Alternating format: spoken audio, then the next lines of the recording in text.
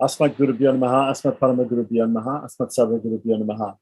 So this will be lesson 9 of beginner Sanskrit, and we're looking at beginners lesson 9.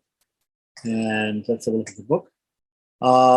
He's going to teach us Sandhi rules for the final Visarga, for Visarga coming at the end of a word. He's going to tell us about the middle voice and the verb to have, and he's going to give us some more vocabulary. So let's see exactly what happens here. So the following chart describes the changes that take place when the first word of two words, right, ends in a visarga. That's the H with a dot underneath it, which was originally S, right? So don't worry about that right now, whether it was originally S or R or whatever it was.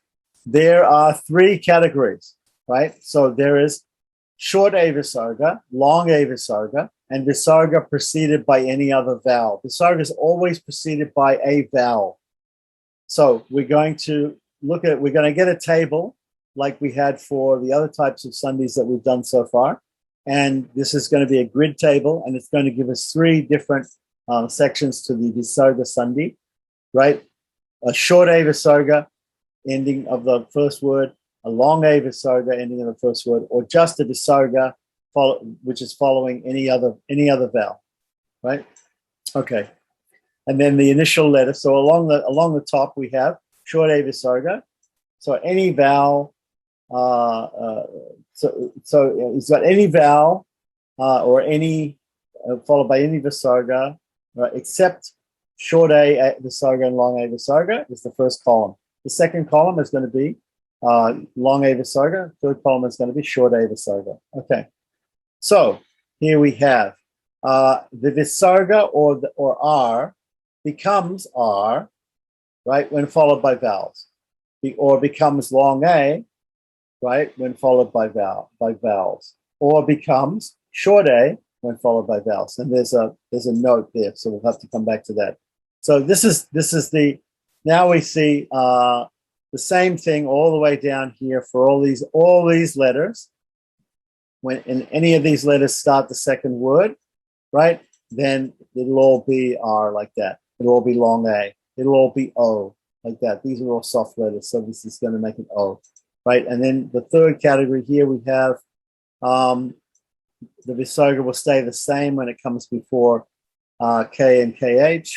It'll change to a palatal S before these palatal C or CH.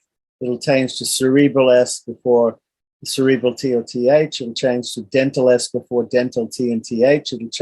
It'll stay visarga for the rest before P or PH, sometimes before palatal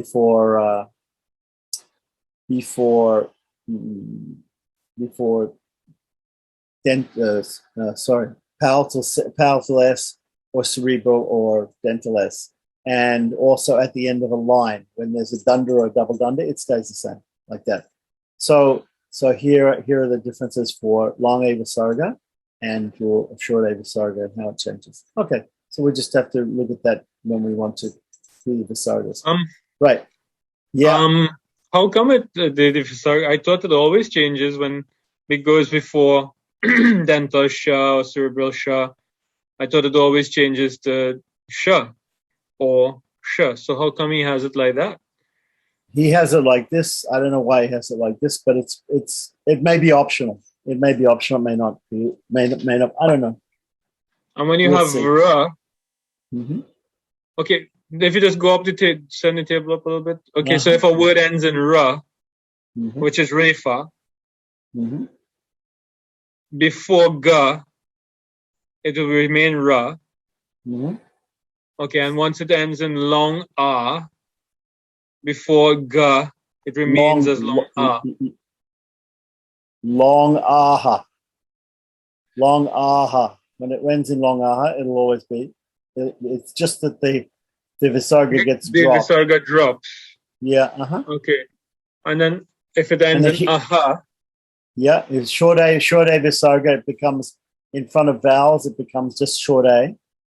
Right? And there's some exceptions to this, right? Because we'll talk about avagraha, right? And then, but otherwise, before these things, which are all soft consonants, it turns to O, right? And before the hard consonants, it turns to slightly different things.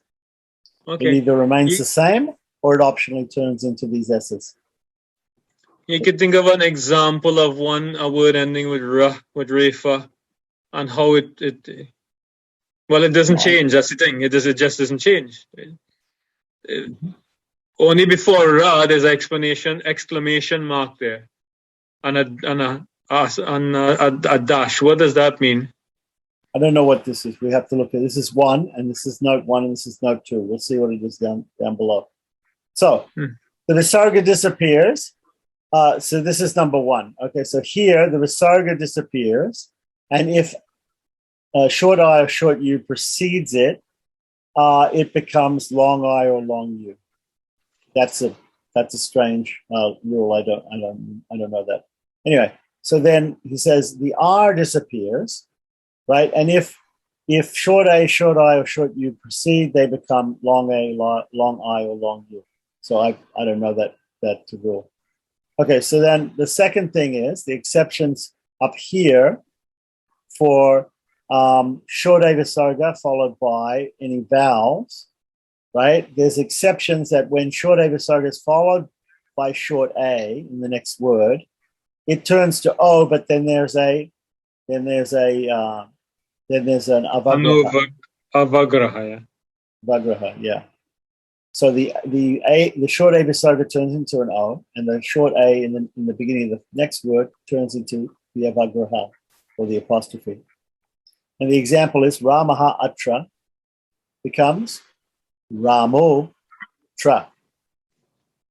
Yeah. Okay. So if the first, it's not as hard as you think. Okay. So the first word ends in short A visarga, then use the third column, right? So if we look back up here, this is the third column, right? If the first word ends in long A visarga, use the middle column, right here, right?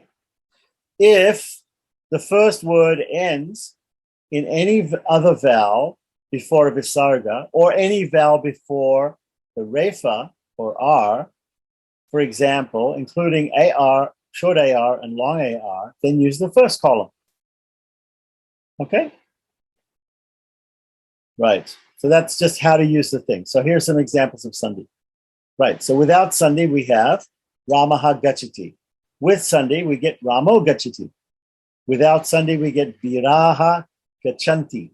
With sandhi, it becomes Vira Gachanti. Without sandhi, we have Ramaha Pashyati. Without sandhi, we get with sandhi, we get Ramaha Pashyati. It's the same, right? Without sandhi, we get Viraha Pashyanti. With sandhi, we also get Viraha Pashyanti. Right. Additional examples are given on pages 183 to 187. The final S should be treated as visarga. For example, Ramas follows the same rule as Ramaha. Either would become Ramo before Gachati. Okay? So after these sandhi rules have been applied, if the first word ends in a vowel, right, including visarga, then there is a break between the words in Devanagari, right? So when you're writing Devanagari, you don't put everything all together. If there's a break, like visarga makes a break anyway. Like the top line in Devanagari is all put together, and all the letters are hung off the top line of the Devanagari script, right? But when you get a visarga, because it's just 2 points like that, it makes a break in the top line. Similarly, if the end of the first word becomes even if the visarga drops out and it just becomes a vowel, right, at the end of the word, don't affix it to the next word.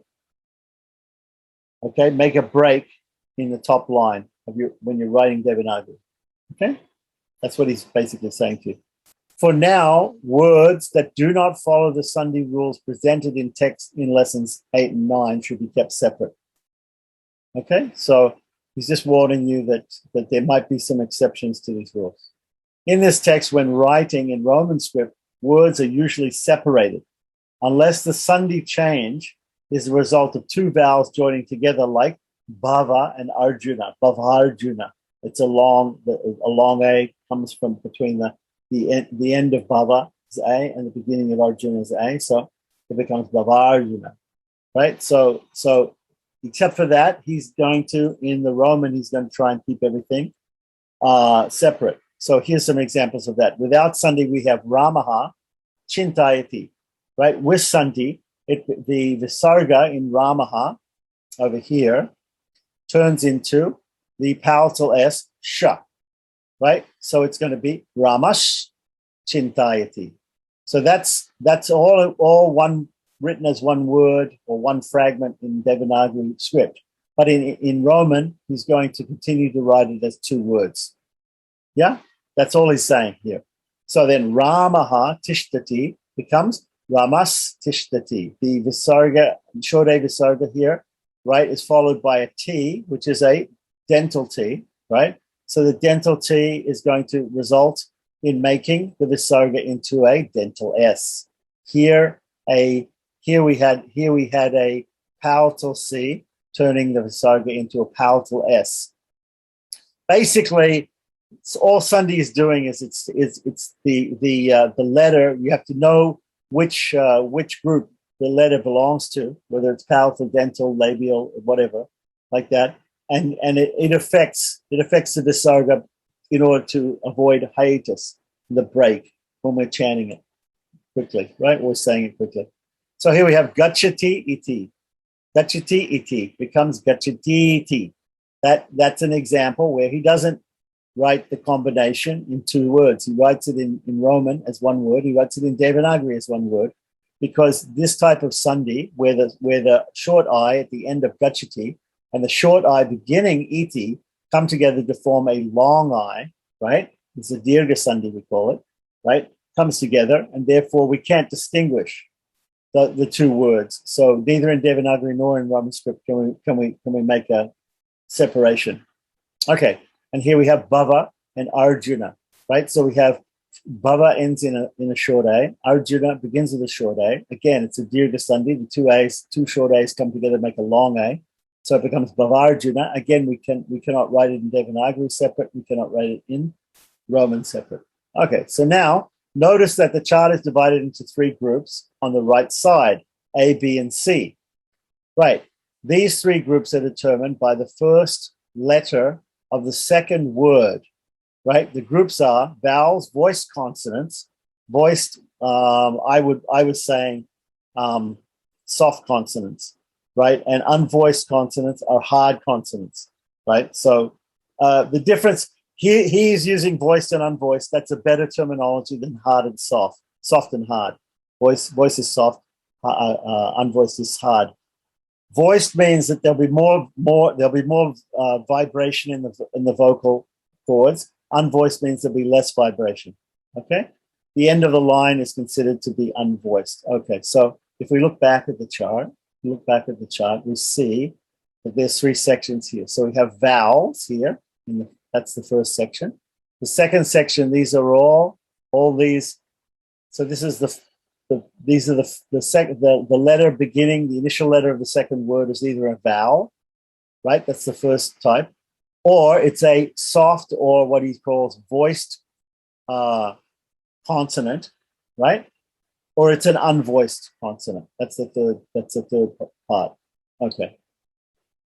All right. So we explained that. The following chart, described in more detail in lesson 14, puts the Sandhi changes into these three groups.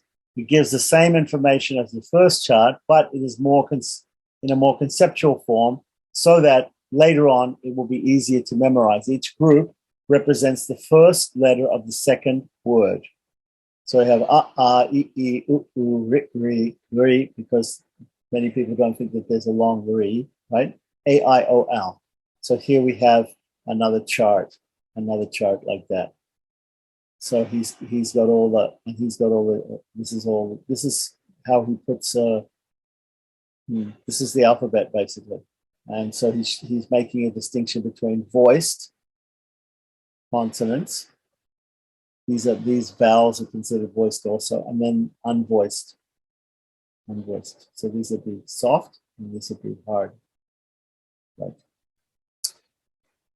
So if the second word begins with a vowel, right, the short A visarga becomes A, except when the vowel in question is a short A, in which case we get that exception, which it becomes O, but then the avagraha is there because the A is dropped out. If it's long A visarga, it becomes a long A because the visarga drops out. Vowel with a visarga becomes R. If the first letter of the second word is a voiced consonant, short A visarga becomes O, long A visarga becomes A, the visarga drops, right? Vowel plus visarga becomes R, except before a word beginning with R. If the first letter of the second word is an unvoiced consonant, the visarga changes to the letter in the far left column. If the first letter in the second word is an unvoiced consonant, right, then the visarga changes to the letter in the far right column. Okay. The way he's explaining this to me sounds quite difficult. Just look at the grids and just follow the grids, is what I'm saying. So, and we have some other grids from Bucknell's book, which maybe I looked at those grids. Those grids to me are a lot easier to follow than these grids, but that's okay. All right. So anyway, Sandhi is going to be learned over a period of time, but he's just introduced Visarga Sandhi there like that. So now let's talk about middle verbs. Middle verbs means atmanepada verbs. So there's another set of endings that go on verbs. Some verbs get other sets of endings, different sets of endings. Now we'll learn middle endings, atmanepada. For the middle voice, the fruit of action is said to go to the agent. The fruit of the action is said to go to the agent, the atman. For active voice, the fruit of action goes to someone else, pada, someone else, right? So that is called parasmaipada and atmanepada, right? So many verbs usually take active endings. Many usually take middle endings, and some verbs take both endings. Okay, so that's all very confusing. So don't worry about that. So here is the formation of the middle verb bhash, to speak, right? So we already have vadati, right? Instead, we have now here, so vadati comes from vad. Vad, the root vad becomes vadati. Vadati, vadataha, vadanti, vadasi, vadataha, vadata, vadami, vadavaha, vadamaha. Here we have, that's active, not active. It's parasmaipada. It has the parasmaipada endings on it. Here we're going to learn the atmanepada endings for the atmanepada verb bhash. It means the same thing as vad, but it's an atmanepada verb, whereas vad is a parasmaipada verb. So bhash is going to not be bashyati, but it's going to be bashyate. Bashyate, bashyete, bashyante. Bashyase, bashyete, bashyadve. Bashe, bashavahe, bashamahe. Okay? When I learned it was labate, labete, labante, labase, labete, labadve, labe, labavahe, labavahe. Okay.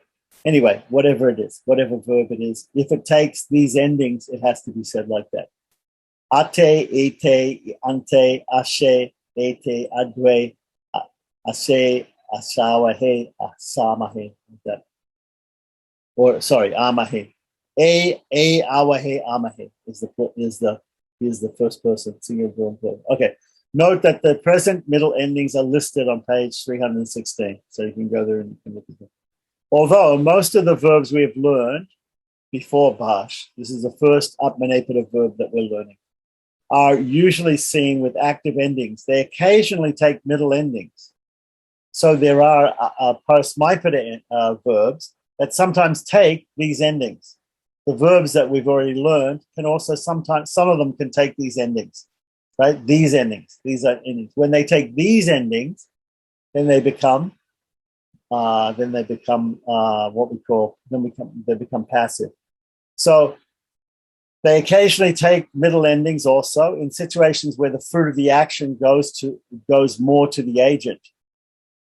One verb, root chint, regularly takes both active and middle endings, and so is classified as upaipada. So we have three types of verbs now. We have parasmaipada ending verbs, atmanepada ending verbs, and ubaipada ending verbs. Ubaipada ending verbs can have both parasmaipada and atmanepada endings. Verbs that regularly take both endings are listed like this: chintayati, chintayate. That's how they're listed in a glossary or a dictionary. Yeah, chintayati, chintayate. Right? Actually, when you look in a dictionary, it won't be written like that. It'll just be written you for ubaipada. It'll be the root of the verb will be given in Moniweb's dictionary. If you look it up, the root will be given like vad or bash or chintaya, right? And then after it'll be a P or an A or U, which means parasmaipada, atmanepada, or upaipada. So you just have to know that. So there is no verb for have in Sanskrit. Have is formed with the genitive. Remember, possessive case, sixth case, right? Shasti, right? Sixth case, and bu. So bu is the verb. The root bu is bhavati, to be or is. It's the verb to be or is. So it becomes have, right? If we use it with the genitive. So here's an example: virasya, which is usually what? It will mean of the hero, right? Putro. Putro is putraha, followed by bha, which is a soft consonant or a voiced consonant, right? So it makes the short a visarga of putraha, which means nominative singular of putra, the son, turn into an o by sandhi. So putra, so if we break the sandhi here, we have virasya putraha bhavati. Putraha bhavati means the son is, right? The son is, right? The son, but we see virasya putraha. Virasya putraha we know means the son of the hero. The son of the hero is, right? So normally we would understand that means the son is a hero, right? Right, or something like that. Of the hero, it literally means a son is or becomes, right? So what it means is it becomes like the verb to have, right? So it is the hero has a son. The hero has a son. That's how we form have. Okay, so now we have some more vocabulary here. Eva is an indeclinable meaning only in or ever. Griham, neuter for house. Jalam, neuter for water. G is a root. It becomes jayati in the third person singular. He conquers, right? Dukam. This is an interesting word because it has a visarga in the middle of the word. Normally, we're used to seeing visargas at the end of the word, but here's a word with a visarga. Sukam and dukam, they have visarga in the middle of the word. Dukam means suffering. It's also neuter. Bash is the root. Bashate is the third person singular. Atmanepada, right? It means he speaks. It means he speaks. So it means the same thing as vadati, except vadati is a parasmaipada ending. Bhashate is a atmanepada ending. Means the same thing. So man is the root, right? The middle ending is manyate, not manyati, not bashyati, but bashyate and manyate. He thinks, right? So it could be chintayati, chintayate, because it's chintayati is ubaipada. It can take both. Or it could be chintayati and manyate, same thing. He thinks, right? So then we have lab. Lab means obtains. He obtains. So lab becomes labate because it's atmanepada, right? So it gets the ending labate, labate, labate, labete, labante, labase, labete, labadwe, labe, labal, lahe, labamahe. So labate, he obtains, right? Atmanepada. Sukam Sukam, actually, I was wrong here. Sukam does not have a visarga in it. It simply has a U. S-U-K-H-A-M. Okay, so that's also neuter. It means happiness.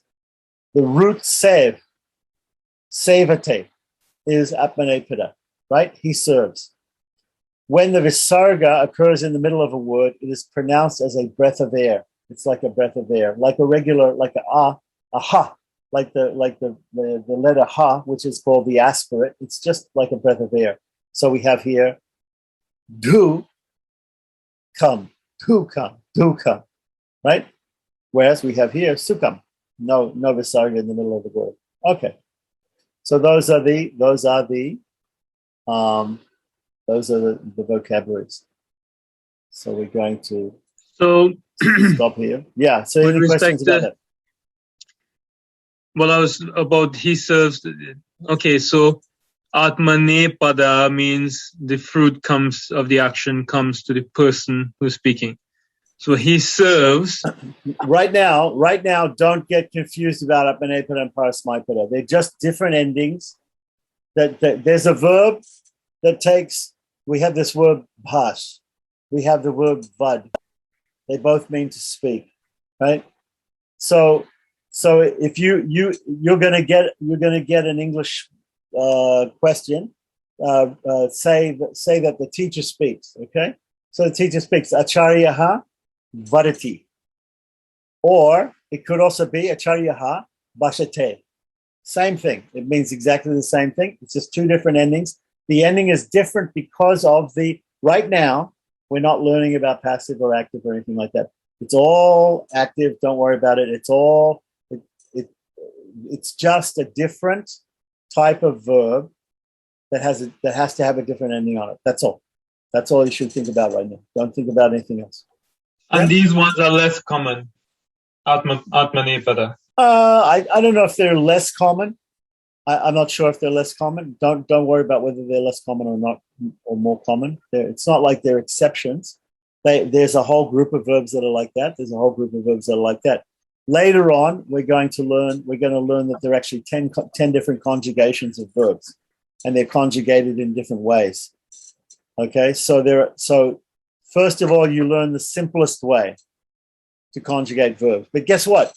The good thing is that a lot of Sanskrit comes in the form of slokas, and sometimes, many times in slokas, they don't use finite verbs. So these finite verb endings are not used all as much as you would think, not as much as we would use them in other languages.